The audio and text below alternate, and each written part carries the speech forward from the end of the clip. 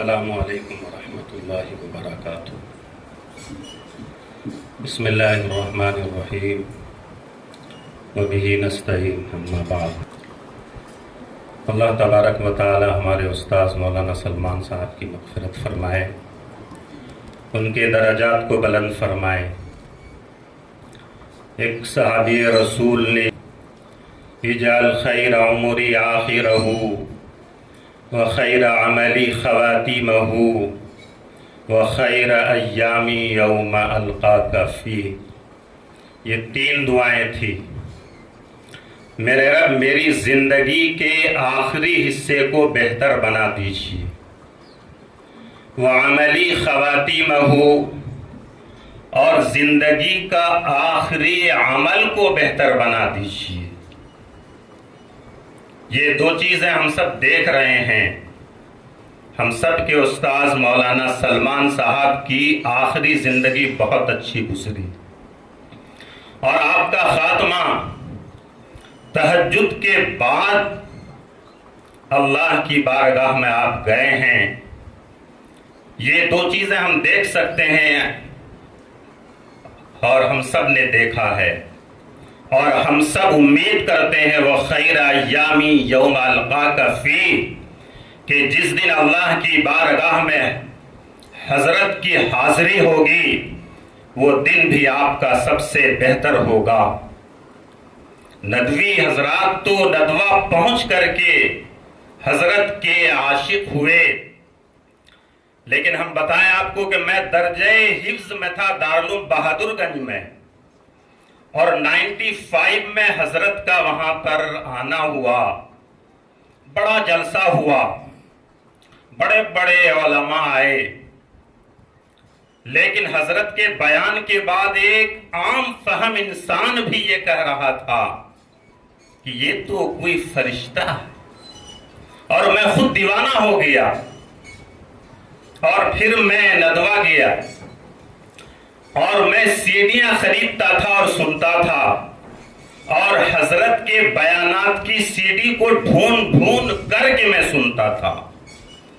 اور ایک CD کے اندر 10 بڑے علماء کے بیانات تھے، 10 کو سنا میں نے، لیکن حضرت کا ایک بیان تھا اس میں، اور حضرت کے بیان کو نہ جانے میں بار بار سنتا تھا، ایک ایک لفظ کو دل میں بٹھاتا تھا، اور میں حیران تھا کہ رب کائنات نے حضرت کو کیا صلاحیت دی ہے کہ ہزاروں سال نرگس اپنی بے نوری پہ روتی ہے، ہزاروں سال نرگس اپنی بے نوری پہ روتی ہے، بڑی مشکل سے ہوتا ہے چمن میں دیدور پیدا۔ 29 جون کو فجر کے بعد جب ہمیں یہ خبر ملی کہ حضرت کا انتقال ہو گیا، اور تہجد کے بعد انتقال ہوا، آنکھوں سے آنسو جاری ہو گئے، اور ایسا محسوس ہوا کہ جیسے حضرت میرے گھر میں رہتے تھے، میرے گھر میں ویرانیت سی چھا گئی، اور یہ میں محسوس کیا تھا حضرت مولانا علی میاں صاحب کے انتقال پر، کہ حضرت کے انتقال پر میں وہیں لکھنؤ میں تھا، ایسا محسوس ہو رہا تھا